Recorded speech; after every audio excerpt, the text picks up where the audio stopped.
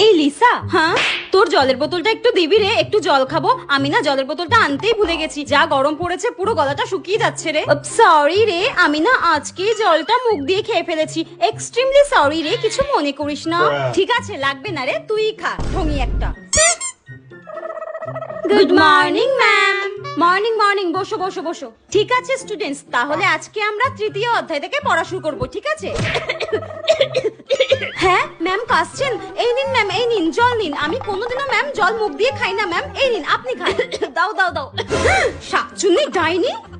Thank you Lisa.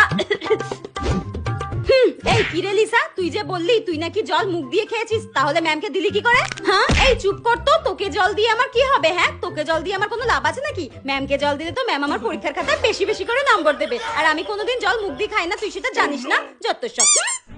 দাঁড়া, ছুটির সময় এমন ধাক্কা দেবো তো মজাটা তখন বুঝবি।